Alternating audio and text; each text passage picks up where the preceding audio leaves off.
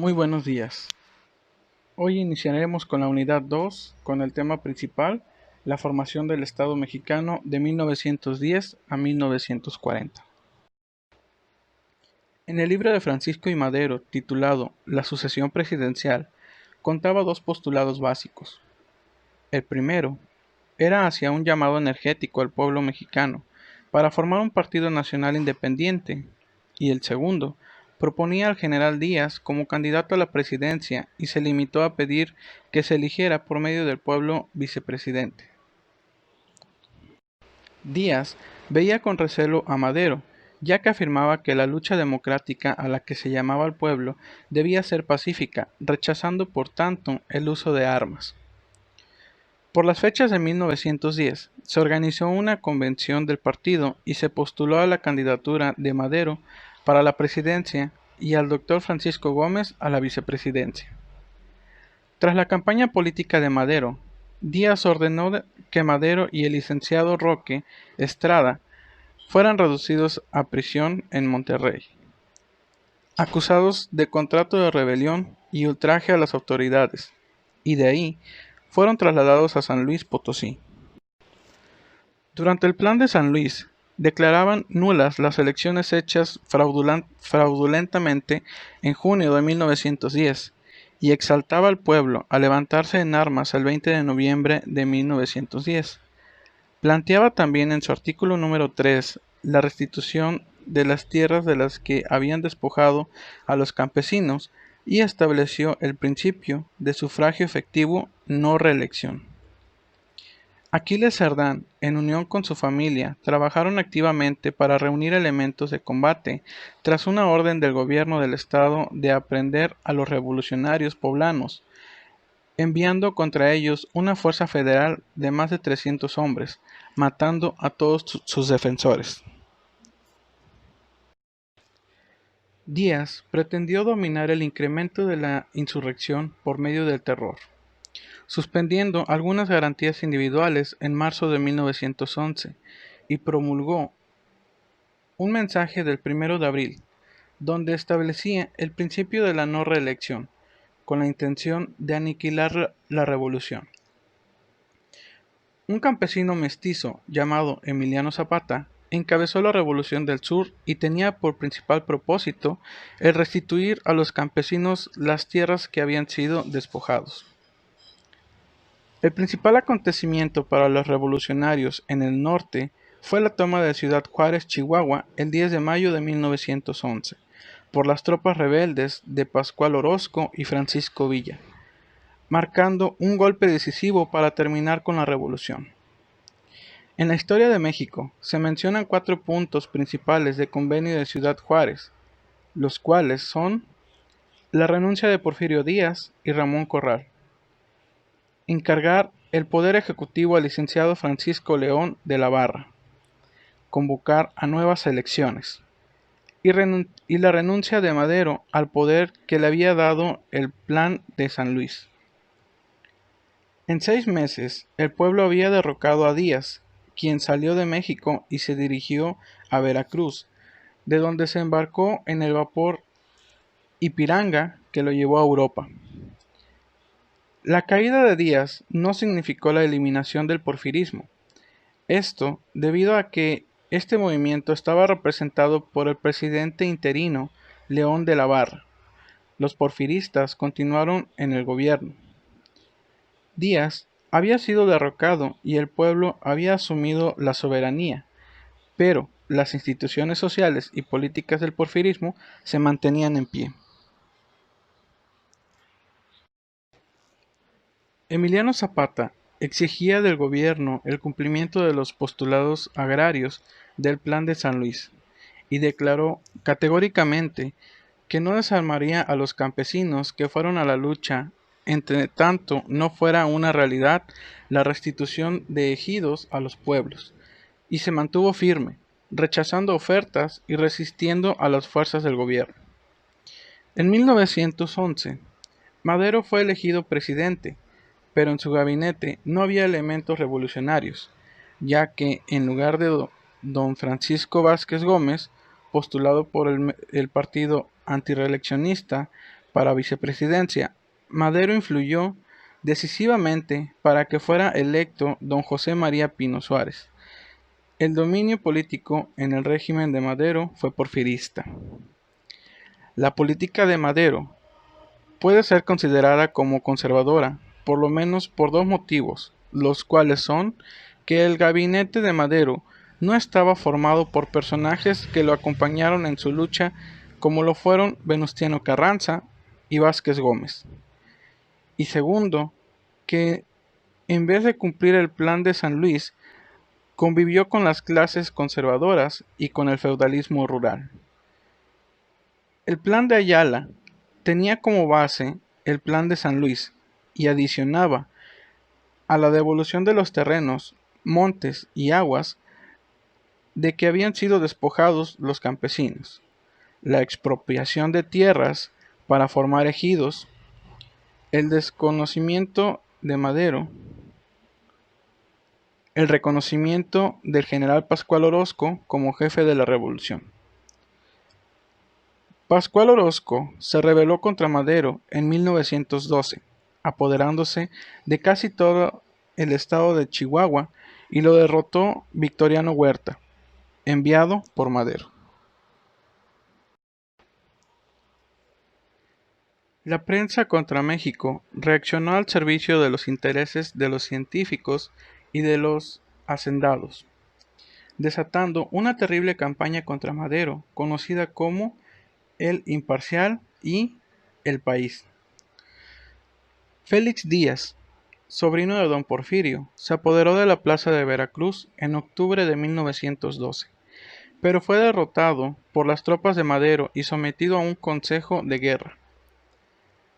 Fueron cuatro de las principales creaciones del Partido Liberal a favor de los obreros. Se organizó la Reunión de Obreros de Artes Gráficas. En 1911 se fundó la Confederación Nacional de los Trabajadores.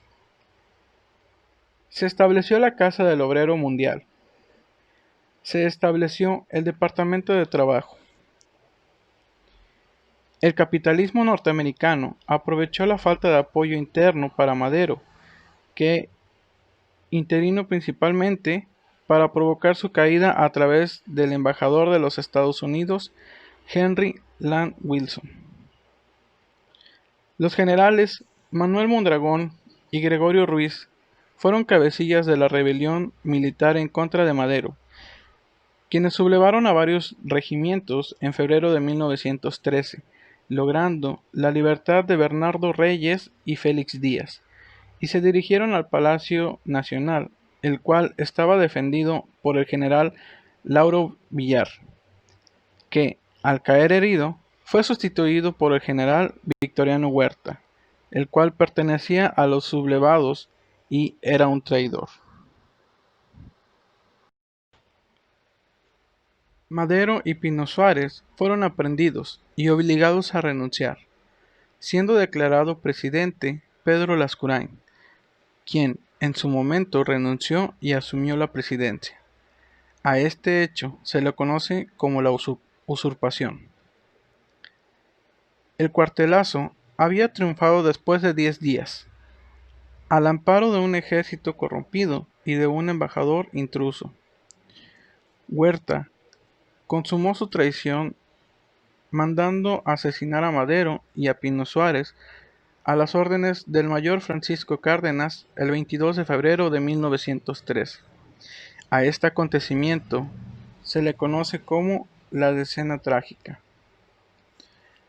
Esta nueva etapa de la revolución tomó el nombre de constitucionalista porque trataba de reivindicar los principios fundamentales de la Constitución que habían sido violados por el asesinato de Madero y por el asalto del general Huerta al poder. Don Venustiano Carranza, gobernador de Coahuila, pidió a la legislatura del estado que expidieran un decreto desconociendo a Victoriano Huerta como presidente de la República, mismo que proclamó el Plan de Guadalupe, firmado por los principales jefes del movimiento constitucional, el 26 de marzo de 1911. En dicho plan se desconocía a Huerta como presidente de la República, a los poderes legislativos y judicial de la Federación, a los gobiernos de los estados que reconocieran el usurpador. Además, se estableció la organización del ejército constitucionalista y se designó a Carranza como primer jefe nuevo del ejército hasta que pudiera nombrarse al presidente de la República. El plan de Guadalupe era solo un plan político. Al mando de Francisco Villa, inició la campaña militar, provocando que la División del Norte se apoderara del estado de Chihuahua, parte de Durango y Zacatecas. Álvaro Obregón consiguió grandes triunfos en Sonora, y Lucio Blanco obtenía victorias en Tamaulipas y Nuevo León. Al comprender Huerta que no podía contener el avance del constitucionalismo, renunció a la Cámara que él había formado después de disolver la 20ª legislatura y, ante ella, presentó su renuncia el 15 de julio de 1914. Aceptada esta, el Ejecutivo quedó a cargo del secretario de Relaciones, el licenciado Francisco Carvajal. Representantes de Carranza y Zapata conferenciaron en el estado de Morelos. Los primeros prometieron satisfacer las necesidades agrarias e invitaron a Zapata a unir sus fuerzas al constitucionalismo. Pero Zapata, desconfiado de Carranza, como antes había desconfiado de Madero, consideró que solo podría haber un arreglo cuando el jefe de la revolución firmara un acta de adhesión al plan de Ayala, y no pudiendo conseguirlo, se dieron por terminadas las conferencias, quedando planteada la división entre zapatistas y carrancistas. El 16 de noviembre de 1915, los villistas atacaron a la población de Agua Prieta, Sonora, pero el general Calles, que defendió la plaza, derrotó a Villa en ese intento.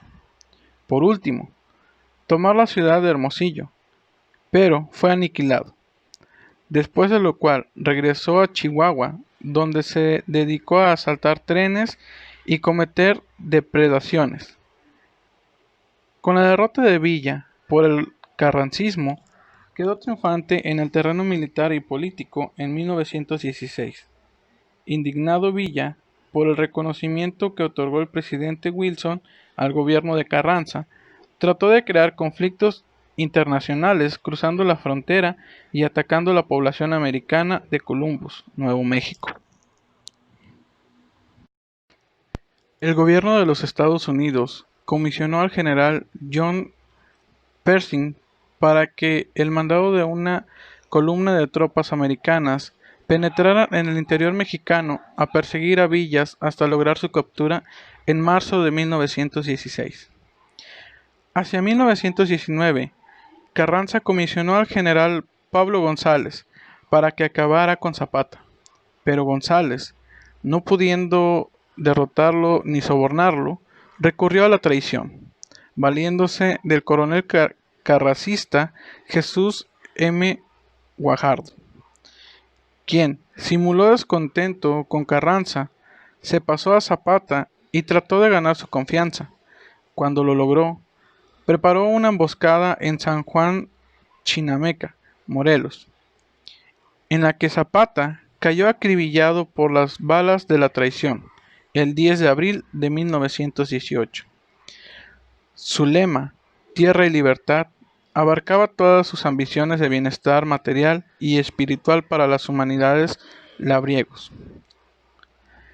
En 1915, Carranza, para obtener el apoyo del proletario en su lucha contra el villismo, celebró un pacto con la Casa del Obrero Mundial, comprometiéndose esta a organizar batallones de obreros.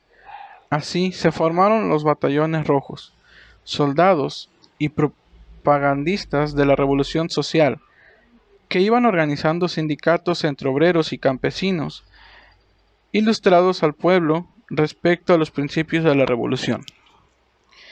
Algunos de los principales apartados de la ley del 6 de enero de 1915 fueron los siguientes. La ley del municipio libre. La de la restitución y dotación de ejidos. La supresión de tiendas rayas. La ley para establecer escuelas en las fábricas y haciendas. Era necesario devolver a los pueblos los terrenos que han sido despojados, como un acto de elemental justicia y como la única forma efectiva de asegurar la paz, el bienestar y el mejoramiento de nuestras clases sociales pobres. La creación de la Comisión Nacional Agraria. La Ley del Trabajo fue expedida por el general Álvaro Obregón. Consignaba los siguientes derechos del trabajador. Derecho de huelga. Limitación de la jornada de trabajo. Salario mínimo. Reconocimiento legal de los sindicatos. La reglamentación del trabajo de mujeres y niños.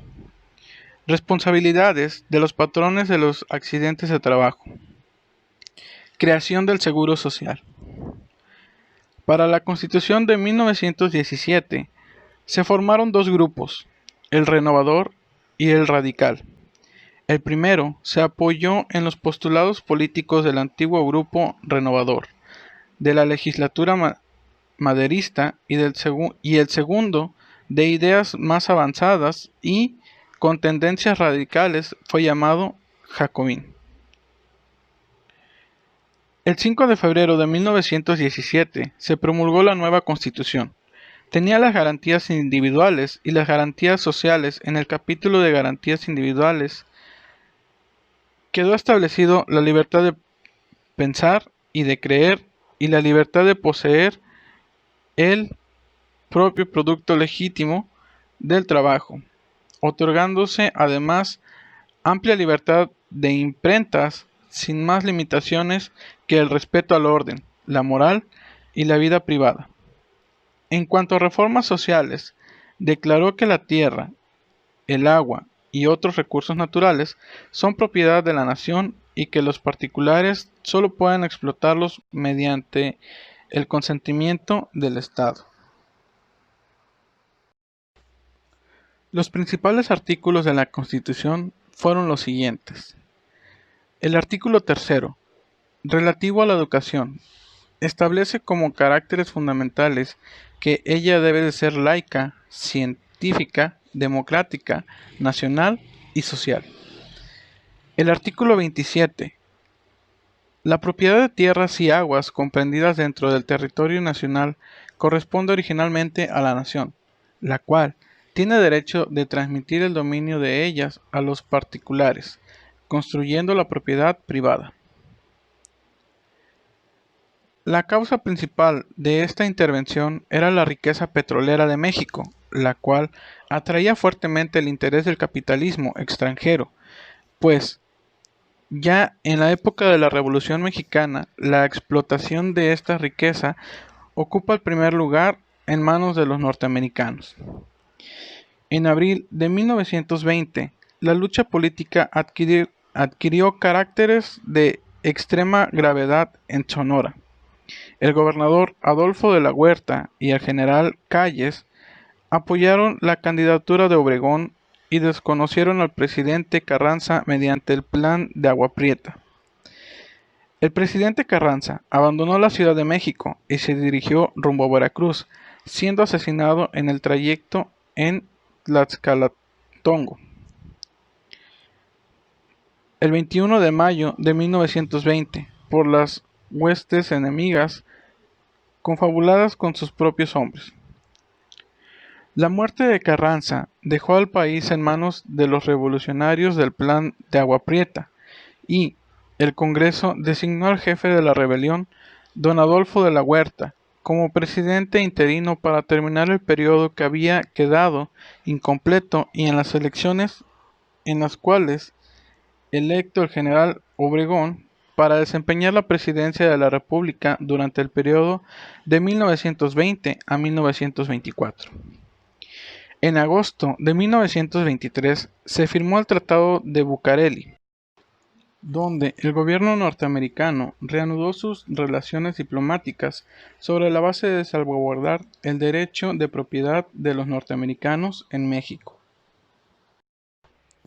El Congreso declaró triunfante al general Plutarco Elías Calles, quien tomó posesión de la presidencia el 1 de diciembre de 1924, siendo este el sucesor del general Obregón.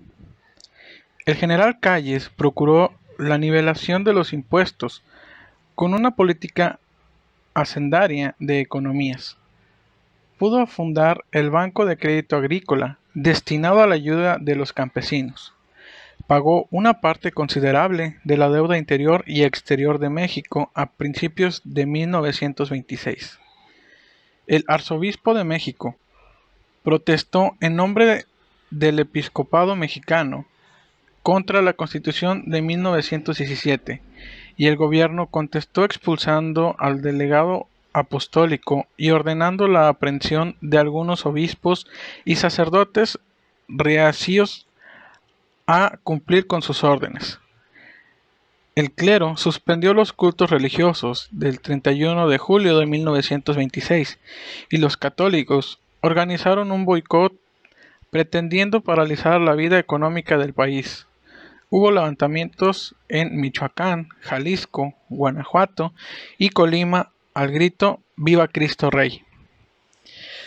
En 1927 se reformó la Constitución para permitir que un presidente de la República pudiera desempeñar por segunda vez el cargo, a lo que se opusieron el general Arnulfo Gómez y Francisco Serrano, quienes fueron aprehendidos y fusilados.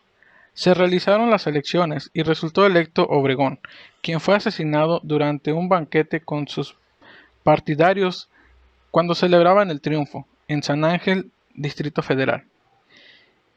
Y el Congreso designó al licenciado Emilio Portes Gil para que sustituyera al presidente electo, el general Obregón, mientras se efectuaban las elecciones extraordinarias. El ingeniero Pascual Ortiz Rubio, cuyo mandato debía tener el 30 de noviembre de 1934, durante su mandato se promulgó el Código del Trabajo. Nuestra moneda se devaluó 4 pesos al dólar. 2 años después, renunció a su mandato por la presión política del general Calles y lo sustituyeron al general Abelardo Rodríguez. Durante su gobierno, el general Rodríguez expidió el salario mínimo. Se fundó el Departamento Agrario y Nacional Financiera. Su gobierno terminó el 1 de diciembre de 1934 y entregó el poder al general Lázaro Cárdenas.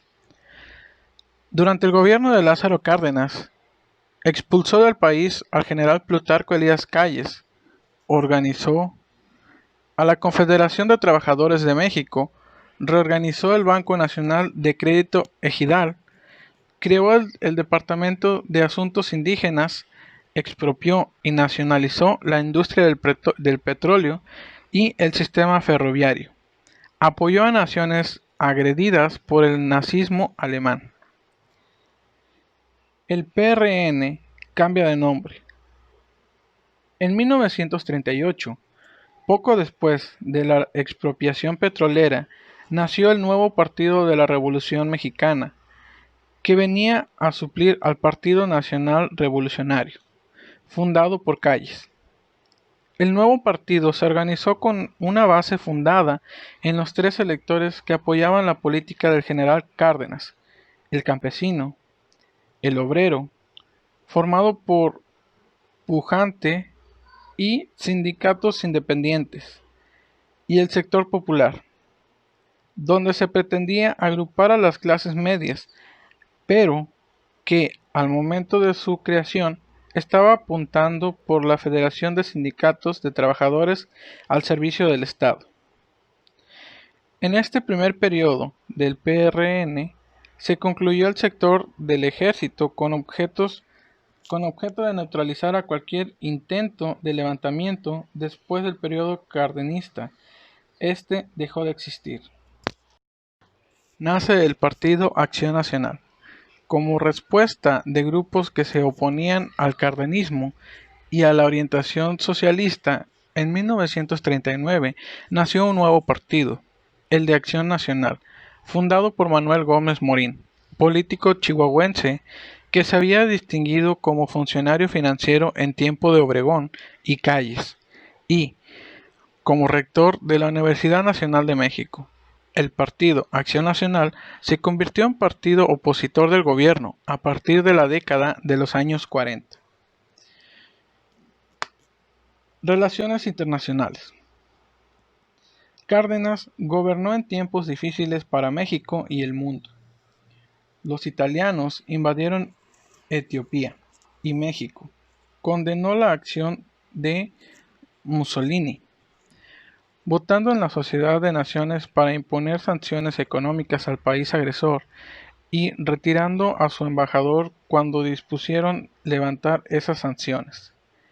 Cárdenas se solidarizó con la República Española y concedió asilo político a 40.000 refugiados, así como al gobierno republicano español en exilio, al triunfar Francisco Franco.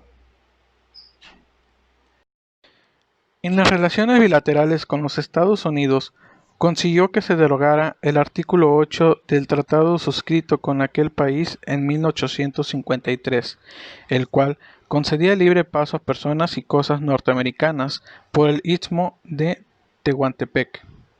También condenó la política expansionista de la Unión Soviética en 1939.